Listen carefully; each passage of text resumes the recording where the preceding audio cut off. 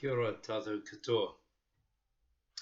There's a myth used to explain suffering and death that goes something like this. Once upon a time, a big God created everything, made a garden, made a man and a woman, and then needed a day off.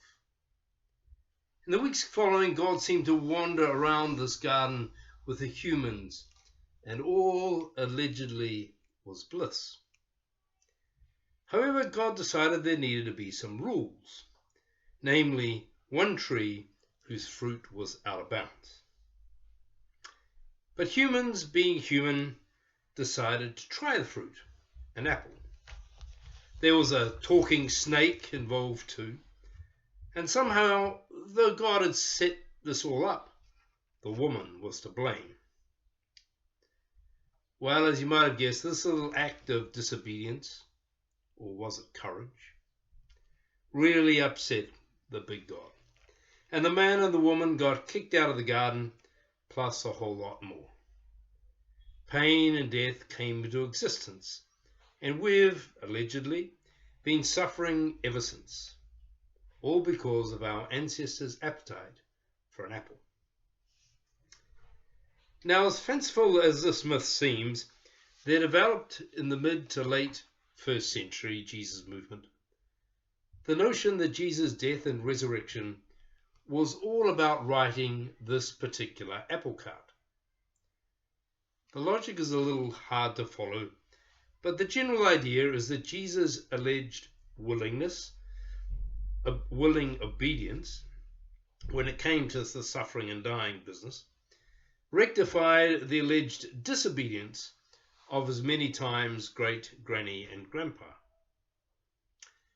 Now rectified, we could again, thanks to Jesus, have that cozy walk in the garden relationship with the big God, where suffering and death would be no more, and where apples would remain on trees. The trouble was, though, there was still plenty of suffering and death. Hey, look around. It seems, and here the logic of the myth gets a little murky, that only those humans who believed in Jesus, or repented of their wrongdoings, or swore they'd never eat apples, would get that cozy walk in the garden relationship, which might happen either after death or at the end. And there's lots more murkiness about what the end might be.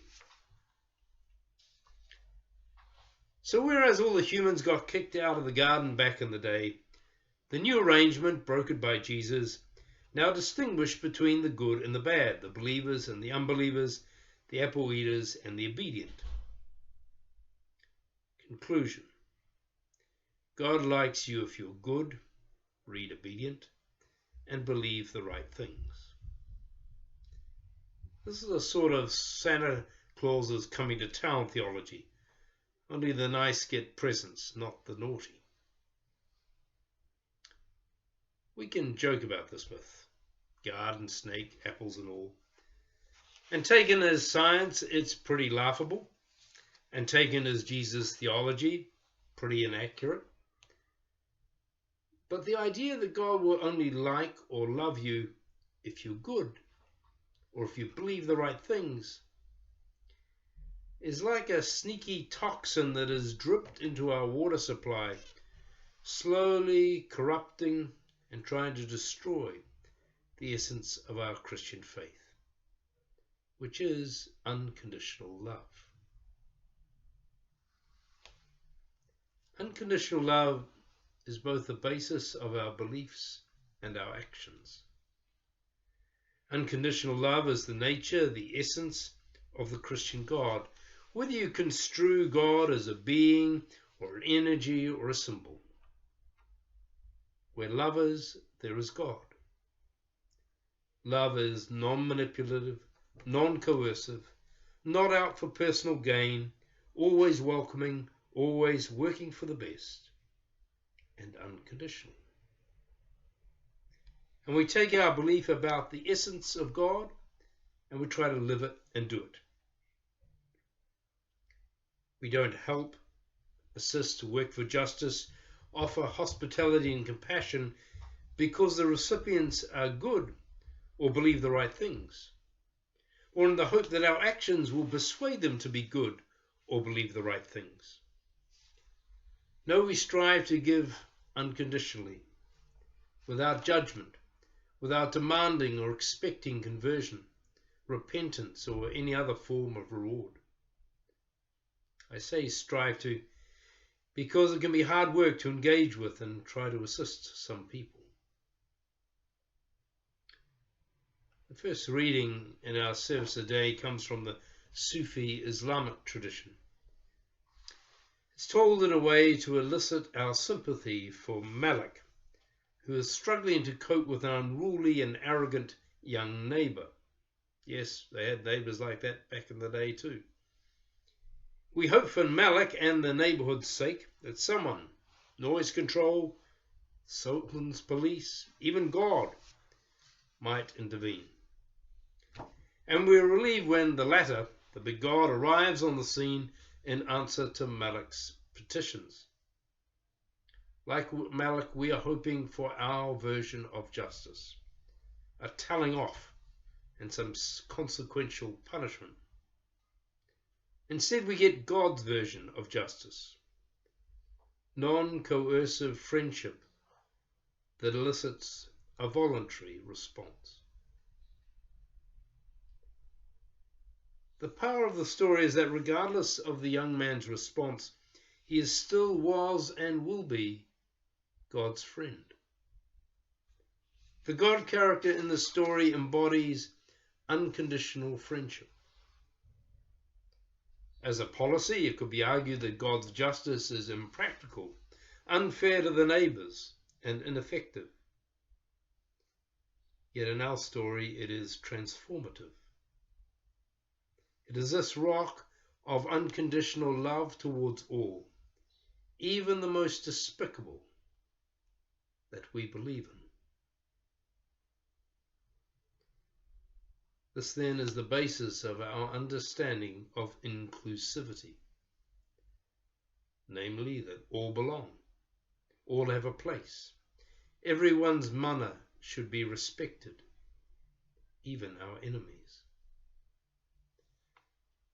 The second reading from Isaiah 25 reflects this universalism. In verse 6 it says, a feast for all peoples, wine, everything.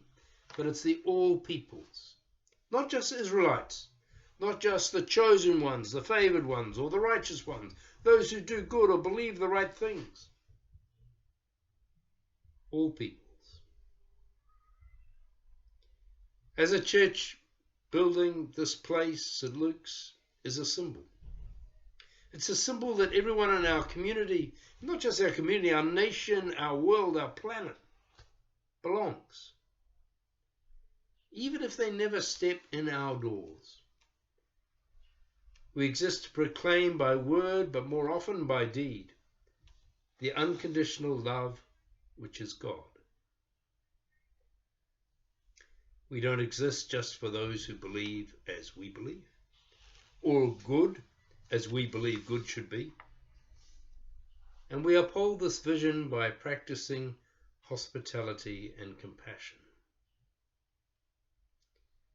Inclusivity, of course, can be hard work. We know that from our church's debates about ordination and marriage of gay and lesbian people. By including LGBTI people here and welcoming weddings, we're making it very difficult for Christians of a more conservative persuasion to join. Similarly, on a range of other issues where the liberal and progressive views of the majority here have been at odds with many Christians outside our doors. The art of inclusivity is trying to make a safe space for all, here or elsewhere, where people can grow and practice in their faith and understandings, especially when they disagree with us. During the recent COVID restrictions, I read a few stories from the Unitarian minister and storyteller Bob Fulgham. I conclude with this lovely story about inclusivity, which holds up a vision of the church at its best. Lots of activity and noise, lots of dressing up and having fun, lots of latitude and creative thinking. A vision where all, big and small and different, can be accommodated. Giants, wizards and dwarfs was the game to play. Being left in charge of about 80 children, 7 to 10 years old, while the parents were off doing parenting things, I mustered my troops in the church hall and explained the game. It's a large-scale version of rock, paper and scissors, and involves some intellectual decision-making. But the real purpose of the game is to make a lot of noise and run around chasing people until nobody knows which side you're on or who won. Organising a room of hyped-up primary school children into 2 teams, explaining the game, achieving consensus on group identity. All this is no mean accomplishment. But we did it, and we were ready to go. The excitement of the chase, screams and yells, had reached a critical mass, and I yelled out, "You have to decide now which you are. A giant, a wizard, or a dwarf." While the groups huddled in frenzied, whispered consultation, a tug came at my pants leg. A small child stands there looking up and asks in a small, concerned voice, "Where do mermaids stand?" Where do mermaids stand? A long pause, a very long pause. "Where do mermaids stand?" says I. "Yes, you see, I am a mermaid." "There are no such things as mermaids." "Oh yes, I am one." She did not relate to being a giant, a wizard, or a dwarf. She knew her category, mermaid, and was not about to leave the game and go over and stand against the wall where a loser would stand. She intended to participate, wherever mermaids fit into the scheme of things, without giving up dignity or identity. She took it for granted that there would be a place for mermaids, and that I would know just where. Well, where do the mermaids stand? All the mermaids, all those who are different, who do not fit the norm, who do not accept the available boxes and pigeonholes. What was my answer at the moment? Every once in a while I say the right thing. "Mermaids stand right here by the king of the sea," says I. Yes, right here by the king's fool, thought I. So we stood there, hand in hand, reviewing the troops of wizards, giants, and dwarfs as they roiled by in wild disarray. Blessings to you.